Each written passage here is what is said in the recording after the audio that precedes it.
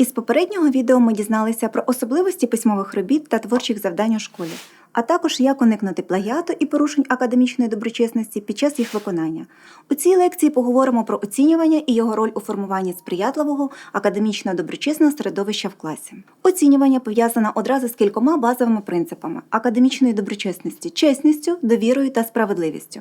Чесність і справедливість в оцінюванні впливають на формування атмосфери довіри в класі, коли діти бачать, що всіх оцінюють однаково справедливо, критерії для отримання оцінок зрозумілі, а самі оцінки справді заслужені. Під час фокус-групових інтерв'ю з батьками та вчителями, проведених проєктом формування академічної доброчесності в школі, саме необ'єктивне оцінювання батьки згадували найчастіше, коли йшлося про прояви та чинники недоброчесності в школі. Говорили про цю проблему і вчителі. Серед причин необ'єктивного оцінювання вони називали особливості навчального процесу, перевантаженість навчальних програм і ставлення батьків та учнів до оцінок. Тут важливо розрізняти, і про це ми вже згадували у попередніх відео, що загалом згадувані батьками і вчителями ключові фактори академічної недоброчесності в класі можна поділити на дві умовні групи – ті, що залежать особисто від учнів, вчителів і батьків, і на які вони відповідно можуть впливати, та ті, які самі учні, батьки та вчителі змінити не можуть.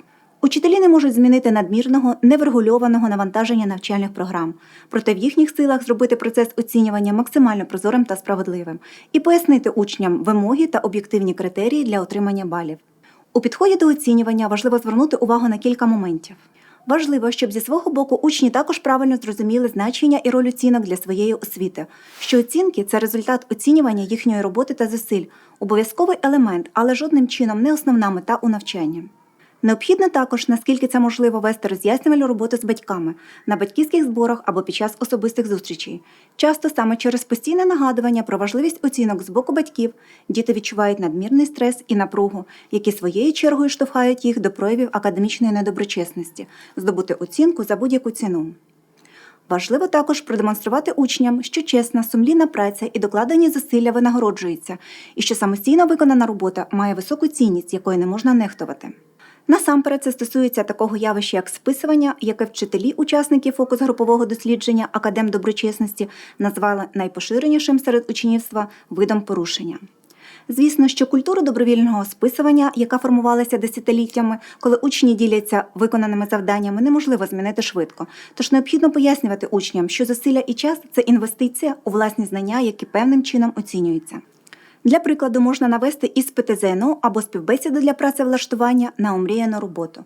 Чи стануть вони в цих ситуаціях так само легко допомагати конкурентам або давати списувати зі свого екзаменаційного аркуша? Списування в інших – це спроба коштом іншого отримати той самий результат, ту саму винагороду, що заслужено отримує людина, яка задля цього чесно працювала. Списування зі шпаргалок, підручників чи гаджетів, використання інших недозволених засобів – це спроба нечесним шляхом отримати преференції там, де мала бути чесна конкуренція. У ситуації зі списуванням роль вчителя полягає також у тому, щоб не толерувати подібні випадки, адже це бачать всі учні і роблять для себе відповідні висновки, приймають власні етичні рішення і формують власну лінію поведінки. Відповідно, не може бути однакової оцінки за самостійно виконану і за списану роботу. Розробники методичних матеріалів для вчителів «Виховуємо академічну доброчесність у школі» Наталія Шліхта та Ірина Шліхта рекомендують оригінальний підхід до оцінювання і контролю за дотриманням принципів доброчесності під час навчання метод оцінки з брехнею. Якщо у вас виникає підозра, що хтось учнів списав, ви виставляєте в журналі оцінку за роботу і малюєте над нею олівцем півколо.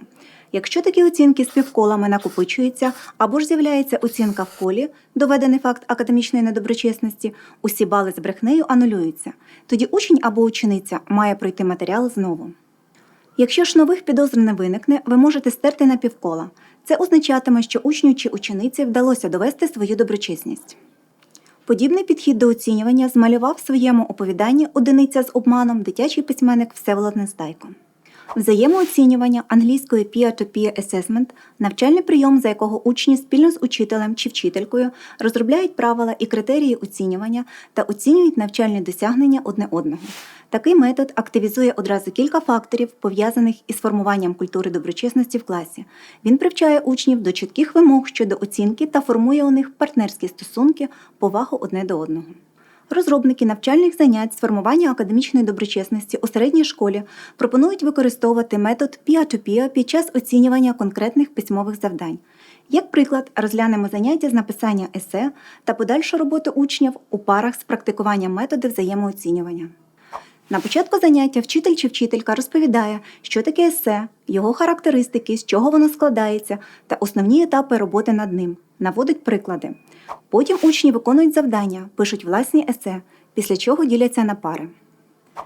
Вчитель чи вчителька пояснює вимоги щодо оцінювання, з яких елементів складається оцінка і скільки балів можна заробити за той чи інший елемент виконаного завдання. Далі малює на дошці, як варіант роздає роздруківки, таблицю, відповідно до якої учні оцінюватимуть роботи одне одного. Вона має містити складові елементи завдання, вимоги до них, максимально можливу кількість балів та графу для виставлення оцінок за кожний елемент. Щоб уникнути спеціального завищення чи заниження оцінок, можна приховати для початку прізвища учнів, дотриматись анонімності. З часом, коли учні звикнуть базувати свої оцінки на якості виконаного завдання, а не на прізвищах виконавців, можна перейти до наступного етапу, де учні знатимуть, кого оцінюють. Неодмінно важливо, щоб учні поділилися своїми враженнями від вправи. Чи було складно? Чому? Що вони відчували, коли ставили ту чи іншу оцінку? Якщо оцінка від учнів разюче відрізняється від тієї, яку цій роботі присвоїли ви, обговоріть це з класом, подискутуйте і з'ясуйте, чому так сталося. Запропонований метод можна використовувати не тільки для оцінки есе, але й презентацій в класі, доповідей, рефератів, спільних та індивідуальних проєктів. Головне, щоб, послуговуючись цим методом, вчителі чітко пояснили вимоги і критерії оцінювання та встановили однакові і зрозумілі для всіх правила гри, а також стежили за тим, аби учні дотримувалися цих правил.